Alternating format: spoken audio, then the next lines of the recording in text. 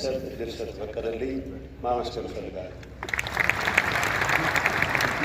እኔ ፍጹም ካቀረበችው የሚጨምረው የሚቀንሰው ነገር ኖሮ ሳይሆን መጽሐፉን ሳነብ እንደ አንድ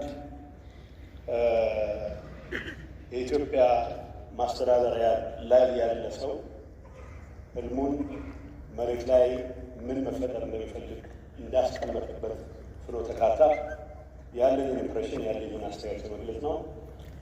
በተቻለ መጠን አጠር ለማድረግ እሞክራለሁ፣ አሳጥረዋለሁ። መደመር እንደ ሀገራዊ እሳቤ ማዕቀፍ የሚል ነው የተሰጠኝ ጽሑፍ። መጽሐፉን ሳነብ ከመጀመሪያ እስከ መጨረሻ በእኔ እምነት ሀገሪቱ አሏት የሚላቸውን ችግሮች በደንብ የዳሰሰ፣ ችግሮቹን መዳሰስ ብቻ ሳይሆን መፍትሄ አቅጣጫዎችን የጠቆመ፣ ወደፊት እስካሁን እየተሰራባቸው የወጡ ጉዳዮች እንደተጠበቁ ሆነው ወደ ፖሊሲ ማዕቀፍ ሊሸረፉ የሚችሉ ሀሳቦች እንደተጠበቁ ሆነው በማመላከት ደረጃ ግን ብዙዎቹን ችግሮች በዝርዝር የዳሰሰ መፍትሄዎቹን የጠቆመ እስከሆነ ድረስ ይቅር በመጽሐፍ መልክ ተደራጅቶ ወጥቶና ፓርላማ መክፈቻ በሚሰጡ ንግግሮች ጭምር በእንደዚህ አይነት ደረጃ ጊዜ ተወስዶ ልንወያይበት የሚገባ ትልቅ ዶክመንት ስለሆነ ይሄንን ከንግግር በዘለለ ወደ ጽሑፍ ቀይረው ያቀረቡልን ጠቅላይ ሚኒስትር ማመስገን እፈልጋለሁ። መደመር መጽሐፍ የመጀመሪያውን አንብቤያለሁ። የመጀመሪያውን ሳነበው አቃቂር ለማውጣት ያነበብኩት ስለሆነ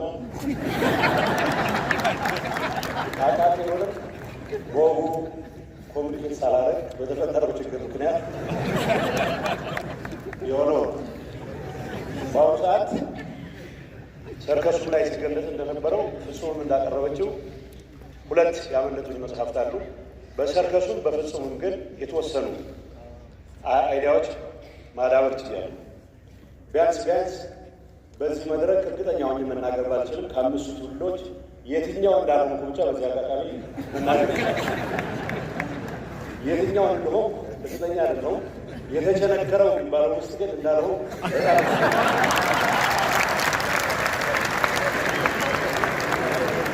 እዚህ መጽሐፍ ውስጥ ዋናው እኔ ትኩረት ላደርግበት የምፈልገው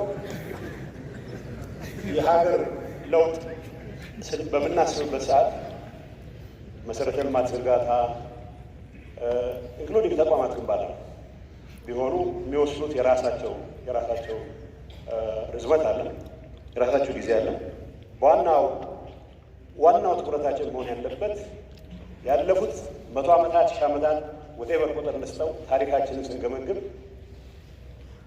የሚገባንን ነገር ማግኘት ሳንችል ቀርተን አሁን ባለንበት ሁኔታ ውስጥ ያስገቡንን ነገሮች በትክክል መመርመርና ለእነዚህ ብቃት ያለው መፍትሄ ለማስቀመጥ የሚያስችል የሀሳብ ሽርሽር ማድረግ መቻል። ከዚህ አንጻር ዋናው ትኩረታችን አስተሳሰብ ላይ መሆን አለበት ብሎ ስለሚጀምር፣ በላላይ መዋቅራችን ላይ የሚታዩ ችግሮች መፈተሽ አለብን ብሎ ስለሚጀምር፣ ፈለግንም አልፈለግንም በዝርዝር ጉዳዮች ተግባባንም አልተግባባንም ሀገራዊ ማዕቀፍ ሆኖ ሊያገለግል የሚችልበትን ዋነኛውን መሰረታዊ ቁም ነገር አሟልቷል የሚል እምነት አለ። የሀገራችን ችግር ያስተሳሰብ ችግር ነው። የማህበረሰብ ትብብር ላይ ተመስርተን የሀገር ቀጣይነት ለማረጋገጥ በሚደረግ ጥረት ውስጥ የላዕላይ መዋቅር ለውጥ ቅድሚያ እንስጠው የሚለው አይ ቲንክ ትልቅ መነሻ ነው የሚል እምነት አለ። በዚህ ጽሑፍ ውስጥ የራስን አቅም ስለመጠቀም፣ ሚዛን ስለመጠበቅ፣ ስለ አቃፊነት፣ መደፍጠጥን ስለማስወገድ፣ ጥቅል ፍረጃና ጽንፈኝነትን ስለማስወገድ የተነሱት ነጥቦች የሚጣል ነገር የላቸውም። በገበያና በመንግስት ሚና መሀል ያለውን ሚዛን ከመጠበቅ አንጻር የተነሱ ሀሳቦችን የዛን ያክል የሚያስኬዱ ናቸው። የምንከተለው አስተሳሰብ አዳፕቲቭም ለጊዜው ከእንግሊዝኛ አልወጣሁም፣ መጨረሻ መሰጠው አስተያየት አለ። ፍሌክሲብልም እንዲሆን ከማድረግ አንጻር እየተጠቆመው ትክክለኛ ነገር ይመስለኛል። አንድ ሀሳብ ከመጣ ይምጣ ሀገራዊ ማዕቀፍ እንዲሆን ከተፈለገ አንደኛ የሀገሪቱ ችግሮች በሁሉ መረዳት መቻል አለበት። ሁለተኛ የህብረተሰቡ መስተጋብር የኮንፍሊክት ዳይናሚኩን በትክክል መገንዘብ መቻል አለበት። በሁሉም የኢኮኖሚ ዘርፎች በትክክል ተረድቶ ወደ ፖሊሲ ማዕቀፍ አሳታፊ በሆነ መልኩ ለማውረድ የሚያስችል ዝግጁነት ማሳየት መቻል አለበት።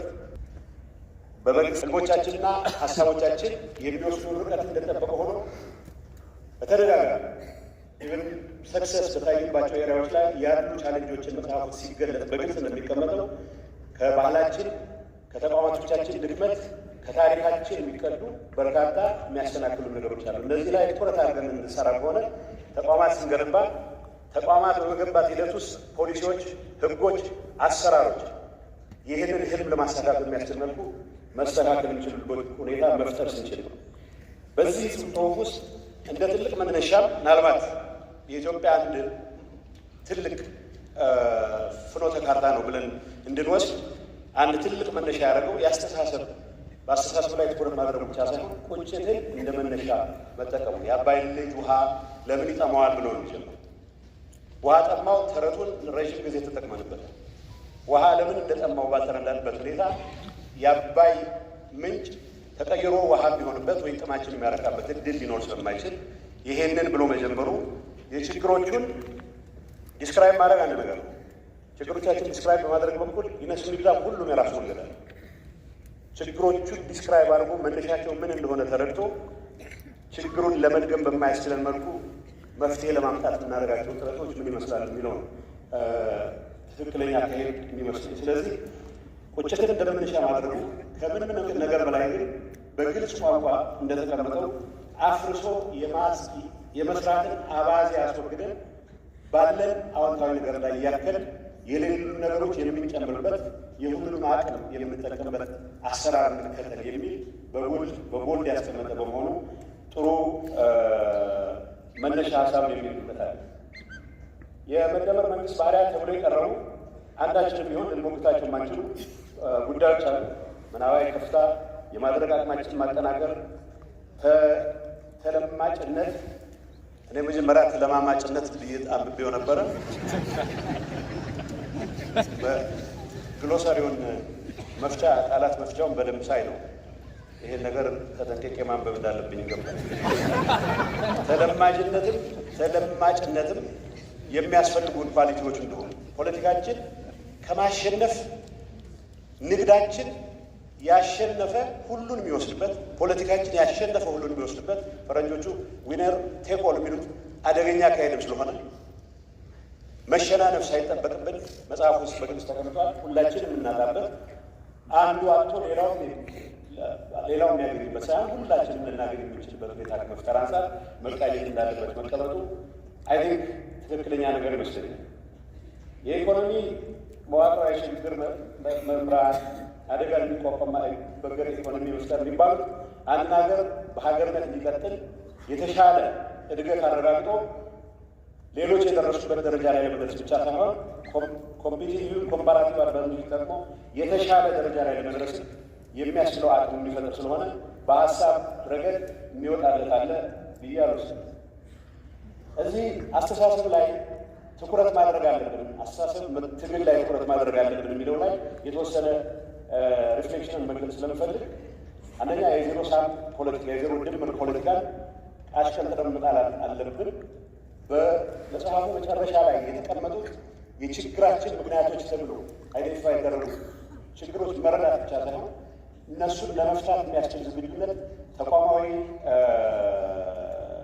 መዋቅራዊና ተቋማዊ ዝግጁነት መኖር መቻል አለበት። እዚህ ጉዳይ ውስጥ በመንግስት ስልጣን ለመክበር የሚያስብ አስተሳሰብ አሁንም ያልተሻገር ናቸው። መንግስት የመሮጫ ሜዳውን አስተካክሎለት ብቻ ሳይሆን ሌሎች ሯጮቹን ይዞለት ማድረፍ የሚፈልግ ነጋዴ አስተሳሰብ፣ በተፈጥሮ ኪራይ ብቻ እሴት ሳይጨምር ለመኖር የሚያስብ አስተሳሰብ፣ በተደጋጋሚ መጽሐፍ ውስጥም እንደተገለጸው የህግ በላይነት ለማረጋገጥ ባለመቻላችን አሁንም መሬት በመቸብቸብ ላይ ብቻ ተመስርቶ የሀገር እድገትን ወደኋላ የሚመልስ አስተሳሰብ፣ ከምንም ነገር በላይ ግን ሁሉን ነገር እኔ ካልወሰድኩት፣ እኔ ካላሸነፍ ሁሉም ነገር መቀመጥ የሚል አስተሳሰብ መታገል ዋና ማዕከሉ ማድረግ መቻል አለ። ይህን ትግል በስሜት ብቻ እናደርጓቸው። የምናደርጋቸው እንቅስቃሴዎች እዚህ ጽሑፍ ላይ የቀረቡት አስተሳሰቦች በሙሉ ወደ ፖሊሲ ማዕቀፍ መቀየር፣ ከፖሊሲ ማዕቀፍ በዘለለ ወደ ዝርዝር ህጎች ወጥተው የሚያስሩን መሆን መቻል አለባቸው። የሚያስሩን ዜጋውን ብቻ ሳይሆን አስፈጻሚ የሚባለውን የህብረተሰብ ክፍል አስፈጻሚ የሚባለው የበላይ ኃላፊ ጭምር የሚያስሩ መሆን መቻል አለባቸው። እዚህ ላይ ፖሊሶች ሲወጡ፣ ህጎች ሲወጡ ህልሙ ጋር ጠብ የሌለን ፖሊሲው በዚያ ይሄ በሚሉ ጉዳዮች ላይ የተለያየ አስተሳሰቦች ያሉ ሰዎች መማመን የሚችልበት እድል ሊፈጠር ይችላል። ይሄ ጽሁፍ ሀገራዊ ማዕቀፍ ይሆናል ማለት ኤቭሪ የሚወጣ ፖሊሲ ኤቭሪ የሚወጣ ህግ 100% ይህንን ያንጸባርቃል ማለት አለ። በተቻለ መጠን በዚህ ጉዳይ ላይ ተገዢ እንሆናለን ያለ ሁሉ አካታች በሆነ ስሜት መጽሐፍ ውስጥ በተደጋጋሚ እንደሚገለጸው መንገድ ተወያይቶ አበል ትልቅ ደረጃ ላይ ደርሶ አበል ስቦት የሀገር ማዕቀፍ የሚሆንበት ግን ደግሞ ተቸክሎ የሚቀር ሳይሆን እንደ ወቅቱ ሁኔታ እንደ ተጨባጭ ሁኔታው በየጊዜው ፍሌክሲብል በመሆን የህዝባችንን ጥያቄዎች መመለስ የሚያስችለን ስራ መስራት አለብን የሚል ነው ከመጽሐፉ ሪዲንግ የገባኝ። እዚህ ውስጥ ዝርዝር አድርጌ ብዙ ላወራበት አልችልም። ደካማ የስራ ባህል እንዳለን ብዙ ጊዜ ደፍረን አናገርም። ጠንካራ ሰራተኛ ነው በብዙ መልኩ። እኔም ከአሁን በፊት እንደዚህ አይነት ጉዳዮች ላይ ኢንቮልቭ በማድረግበት ሰዓት የሌበር ፕሮዳክቲቪቲ ኢሹ ሲነሳ አንዳንድ ስታቲስቲክሶች ስናነብ እጅግ በጣም አላርሚ አስታውሳለሁ። እኔ ቢያንስ ስራ አስፈጻሚ በነበርበት ዶክተር አብይ እኔም በነበርበት ሰዓት ቻይና የውጭ ዜጎች ሳይቀር በህዝባችን መካከል ያለውን የሌበር ፕሮዳክቲቪቲ ኤክስፕሎይት እያደረጉ እርስ በርሳችን እንድንጋጭ የሚያስችል አሰራር ጭምር የተከተሉበት ወቅት ነበረ።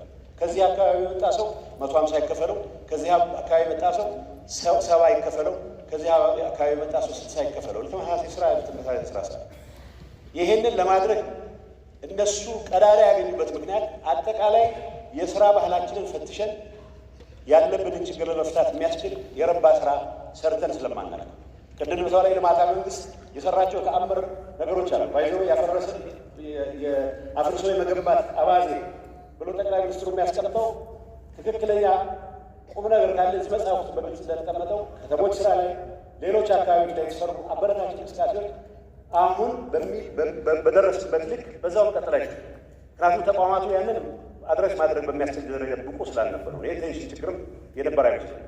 ስለዚህ በዋናነት ይሄን የስራ ባህል ይሄንን ደካማ የፖለቲካ አስተሳሰብ አድረስ ካላደረግን በስተቀር ይሄ ህልም ሆኖ ብቻ የሚቀርበት እድል ዝግ ስላልሆነ ይሄንን ማዕከል አድርጎ መወያየቱ ጥሩ ይመስለኛል። ይህ መጽሐፍ ዛሬ ስሜት የምንቀሰቀስበት ለመጽሐፉ ሰው እንዲያውቅና እንዲያነብ ለማድረግ የምንችልበት እንጂ ዝርዝር ጉዳዩ ላይ የምንወያይበት ስለሆነ ሌሎች መድረኮች ላይ በኑዋንስስ ላይ ተመስርተን የምንወያይ መስሎ ይታየኛል። እንደ ማሳያ ብዬ 2 ነጥቦች ብቻ ለማንሳት ይፈልጋል።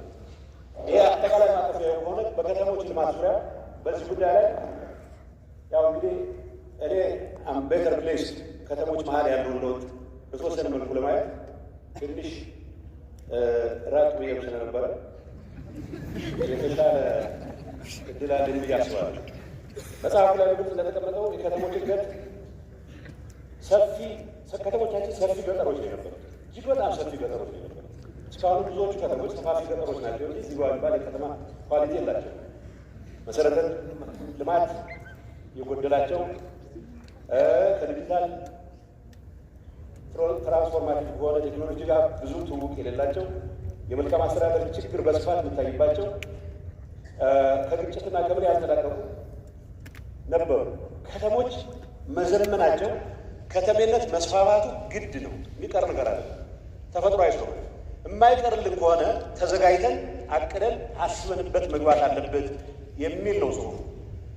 ከዚህ አንጻር አዲስ አበባን እንደ ማሳያ ተደርጎ የሚቀርበው ነገር ትክክለኛ ነው ብቻ ሳይሆን በእኔ እምነት አዲስ አበባ ውስጥ የማያቸውን ለውጦች አለማክበር፣ እንዲበረታቱ አለማድረግ ለእኔ ድንቁርና ነው የሚል እውነት አለ። አዲስ አበባ ውስጥ የምናያቸው ለውጦች አዲስ አበባ ብቻ እንዳይቀሩ ነው መጣር ያለብን፣ መስራት ያለብን። አዲስ አበባ ውስጥ የምናየው ተስፋ የሁሉም ኢትዮጵያዊ ተስፋ መሆን መቻሉን ማረጋገጥ ያለ